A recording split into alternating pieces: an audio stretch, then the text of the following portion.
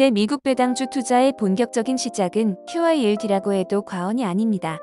처음 투자한 시기는 2021년 2월이었으며 초기에는 큰 금액을 투자하지 않고 지켜보다가 좋은 모습을 보였기에 약 3에서 4개월에 걸쳐 점진적으로 매수하여 최종적으로 1억 4천만 원까지 QYLD에 투자했었습니다.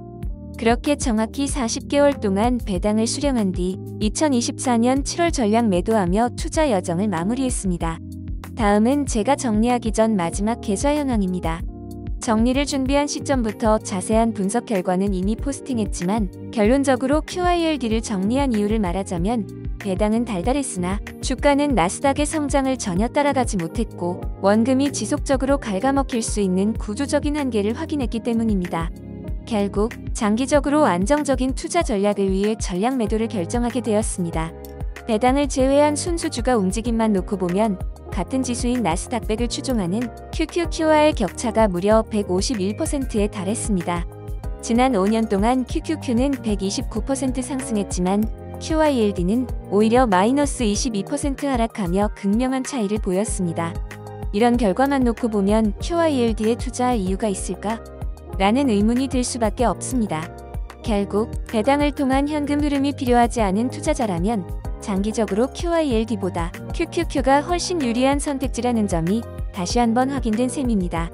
그래도 QYLD는 매년 약 13%의 높은 배당을 제공하며 배당을 포함한 총 수익률 측면에서는 손실을 어느 정도 상쇄할 수 있었습니다. 실제로 같은 기간 동안 QQQ의 수익률이 136%에 달했던 반면 QYLD는 마이너스 22%의 주가 손실을 배당으로 보완하여 총 44%의 수익을 기록했습니다. 하지만 커버드콜 전략의 구조적 한계로 인해 상승장에서 나스닥 100의 강한 상승세를 따라가지 못했고 결국 90% 이상의 수익률 차이가 발생하게 되었습니다. 5년 전 QQQ가 약 200달러에서 현재 530달러까지 상승한 반면 QYLD는 21달러에서 오히려 18달러로 하락한 것이 이러한 차이를 단적으로 보여줍니다. QYLD 40개월 투자 결과를 정리해보면 저는 총 5,505주를 보유했으며 평균 매수 단가는 약 20달러였습니다. 당시 평균 환율이 1,148원이었는데 정리할 때 환율이 1,380원으로 오르면서 한 차익을 얻었고 결국 세후 약 27%의 수익을 기록할 수 있었습니다. 하지만 실제 투자된 달러 원금 12만 2천 달러가 9만 8천 달러로 감소하면서 2만 4천 달러의 원금 손실이 발생했고 이를 더 이상 유지하는 것은 무의미하다고 판단했습니다. 게다가 당시 나스닥이 대선 전 바닥을 찍으려는 하락 흐름을 보였기에 추가 원금 손실을 막기 위해 전량 매도했습니다. 지금 와서 되돌아보면 7월 이후 나스닥이 급락하긴 했지만 이후 환율이 1,470원까지 급등했고 대선 이후 하락할 것으로 예상했던 나스닥이 오히려 상승하며 QYLD 주가도 17달러대에서 18달러대로 회복하는 등 일부 예상을 빗나가기도 했습니다.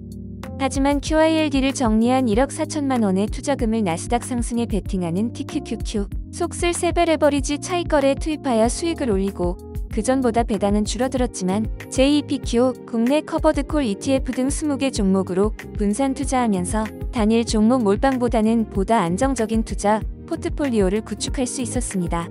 그래도 40개월 동안 매달 배당을 받으며 즐거웠던 기억이 있는 종목이라 마치 헤어진 연인의 소식을 염탐하는 느낌으로 최근 QYLD의 상황이 어떻게 변했는지 한번 살펴보았습니다.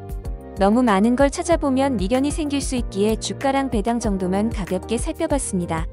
제가 정리한 이후 6개월간 주가는 배당을 포함하면 QQQ를 그대로 따라가고 있네요. 기간이 짧아서 그런가요? 호우 못 보던 모습입니다. 횡보하는 모습도 있긴 했지만 결국은 배당 6번의 힘으로 주가를 따라잡은 겁니다. 배당을 제외하면 약 9%의 수익률 차이를 보였습니다. 배당으로만 8%를 따라잡는 모습이 QYLD에게서 바라던 모습이긴 했기에 역시 약상승 횡보장에서 강한 모습을 보여주고 있습니다.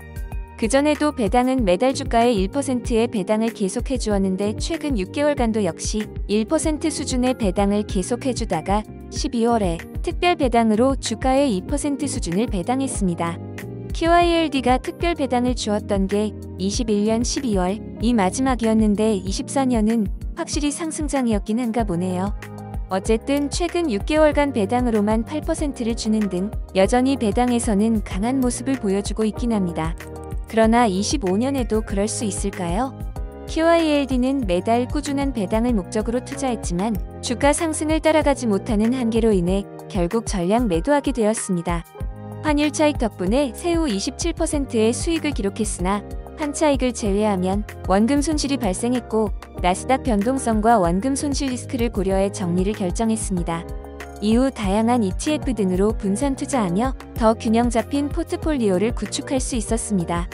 커버드 콜 ETF의 구조적 한계인 ROC 리턴 오브 캐피탈, 자본 환급 문제는 배당 재원이 부족할 경우 원금을 줄여 배당을 지급하는 방식으로 장기적으로 주가 하락과 수익률 저조를 초래하는 주요 원인이 됩니다. 실제로 QYLD는 2024년 12월 특별 배당을 지급하며 강한 상승장에서는 나쁘지 않은 흐름을 보였지만 2025년에도 동일한 성과를 유지할지는 불확실합니다. 만약 시장이 하락할 경우 ROC 문제로 인해 원금 회복이 더욱 어려워질 가능성이 높습니다. 결국 QYLD는 완만한 상승장이나 횡보장에서 강한 모습을 보이지만 ROC와 상승 제한으로 인해 장기 성장성은 제한적이라는 점을 다시 한번 확인할 수 있었습니다. 이러한 구조적 변화가 없다면 2025년에도 비슷한 흐름이 지속될 가능성이 높습니다. 유튜브에서는 블로그에 있는 글들을 요약해서 전달해드리고 있습니다. 자세한 내용은 블로그 내용을 참조해 주시기 바라며 구독과 좋아요 해주시면 꾸준히 좋은 내용으로 찾아뵙겠습니다. 구독, 좋아요 부탁드려요.